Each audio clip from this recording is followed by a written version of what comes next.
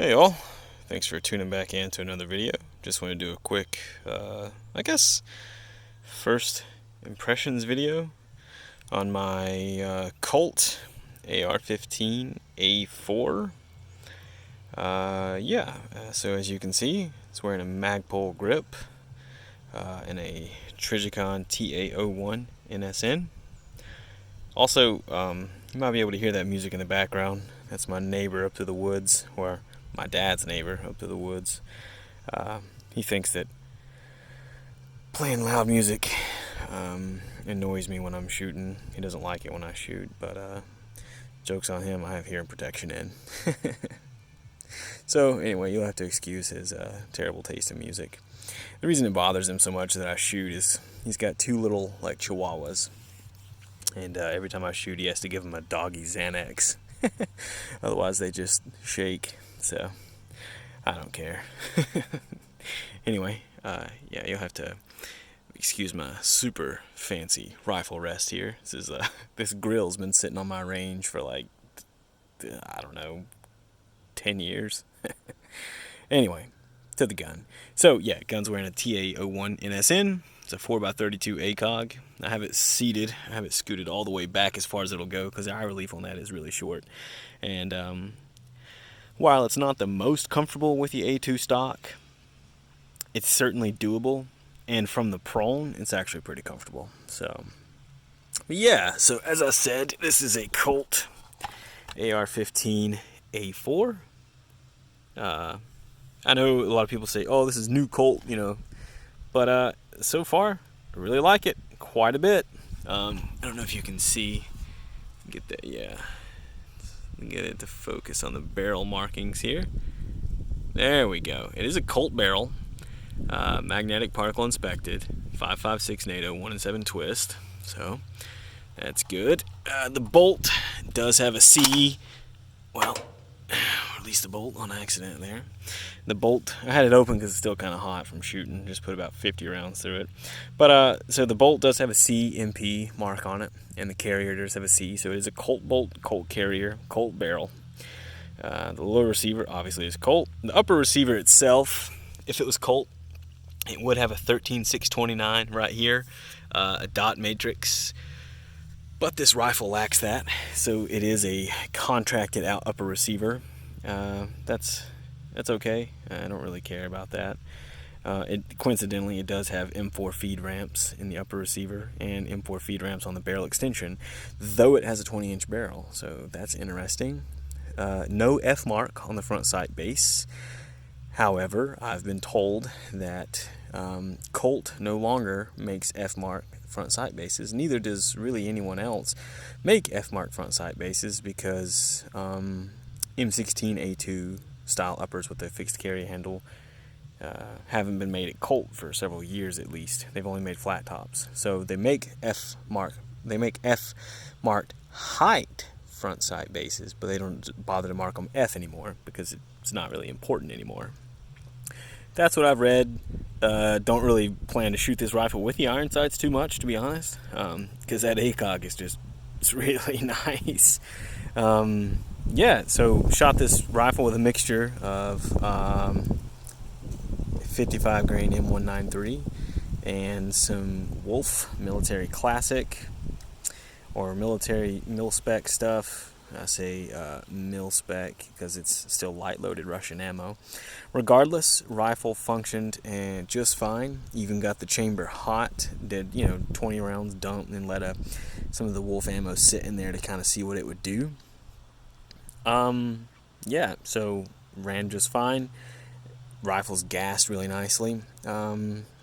Shot some Gold Tiger 223 through it. The Gold Tiger seems to have kind of hard primers, so I was having a hiccup with a few rounds. Not a big deal. Was able to get one of the rounds to go off by striking the primer a second time. So do think it is a primer ammunition issue and not a rifle issue. Some of the Russian 223 has really hard primers, and that's fine. I don't really care about it. I'll just shoot that through the SLR 106. Anyway, so mil-spec trigger, really nice actually.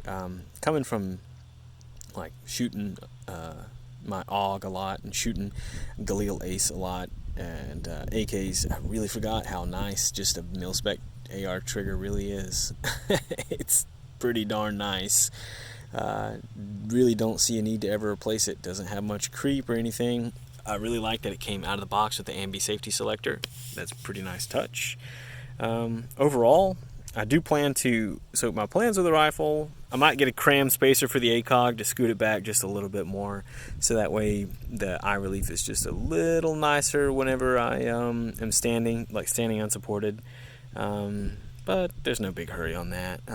Definitely want to find a M5 rifle RAS, kind of shooting for M16A4 clone, I should say, because no matter what I do, it'll still have M4 feed ramps and a non-F-Mark front sight base.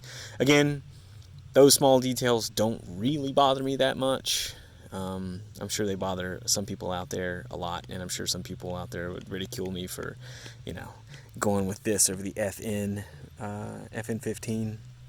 The FNs are nice. It's nice that it comes with a M5 rifle RAS, but I paid $11.20 for this out the door, and those FNs are $1,500 before shipping. Now the M5 rifle RAS is, some people are paying $500 for it. I'm not going to, but I don't think it adds that much value. And I guess the Mautic backup rear sight's okay, although honestly I think with an ACOG you don't really need backup sights personally. And I think 99.9% of the guys who have backup iron sights with like a RCO, TA31 RCO or TA01 will probably never use those backup iron sights. So I don't think it's very necessary. And I know the Magpul grip's not clone correct, but dang it, I hate A2 pistol grips. I just can't do them. I know my wrists are stiff or what. I don't know. I just can't do A2 pistol grips. So, who cares? But I do plan to put a M5 rifle RAS on it, and got to find a good way to get a sling set up on this full stock. Don't really like the fact that there's the only sling swivel right is on the toe of the stock and on the bottom of the barrel up there. So every time I have the rifle slung and I put it across my shoulders, to like if I wanted to present the rifle at low ready, anytime I drop the rifle, it wants to flip it upside down. And if you don't have a magazine in it, it will flip itself upside down. So I think it's kind of a poor way to attach a sling. Ideally, it would be really nice if on the other side, like in the middle of the stock, I could have a QD socket like right in here. That'd be pretty sick. Excuse me. But yeah, so overall, first 100, I put exactly 110 rounds through it today, and first impressions really nice. I like it a lot. I think, a lot of people, it's not a roll stamp pony anymore. It is, as you can see, it's laser engraved, and the upper was contracted out. But I think that at the end of the day, you're still getting a pretty decent AR-15. $1,100 in this market will get you a good AR-15, and I think that's what I got with this one. I did shoot it for groups, and I'm not going to walk up there to the target. It's probably 75 yards away. But with steel case, Wolf, it printed a 1.7 inch group. I'm going to try it with brass before I leave. Take a picture of that and see what it does. But if it's shooting Wolf, steel case stuff to under 2-inch group at like 75 yards, I think that's pretty darn good. So I'm pleased with it. Yeah, so just really wanted a 20-inch rifle for that velocity. Probably going to make this into honestly, probably going to be my deer hunting rifle. Western North Carolina, the whitetails don't get very big. So 223, 5.56 is plenty for whitetails in this area. Don't know if I'd, shoot a mule deer with it, but, got other guns for that. PTR 308. But overall, just ever since I was a kid, kind of wanted an M16A4 for 2 reasons. In Tom Clancy's Ghost Recon Advanced Warfighter 1, or GRAW 1, my little brother and I, we always used the A4 rifle, and that's like the gun we always used. So, a little nostalgic. And the movie, I know, as cheesy as it sounds, Battlefield Las Vegas. Yeah, I think that's it. Battlefield Las Vegas, where that movie with, you know, the aliens attack Las Vegas, and or yeah, I think, yeah, aliens attack Las Vegas, and these guys from the Marine Corps, you know, have to go save the Earth. It's a cheesy movie, and it's basically a 2 hour long, you know, Marine Corps commercial. But I don't care. I enjoyed the movie. Really nice rifles. So yeah, with the exception of the pistol grip and the M4 feed rams and stuff, I'm pretty pleased with it. Overall, I think in this market it's an okay deal. It's not the best deal. You know, you get out cheaper building the Aero Precision, get out a lot cheaper doing the Palmetto State Armory. But believe it or not, I've had bad luck with both Aero Precision and Palmetto State Armory products. I've never had a Palmetto State Armory product that didn't have some kind of quirk, some kind of, you know, little weird little thing about it that made it not quite right. And I've had an Aero Precision AR-15 lower that the trigger pin holes and the takedown holes on the Aero Precision lower were out of spec, and I had to send it in, and it was just a big pain in the neck. And the mag catch right here on the Aero Precision loader kept walking out.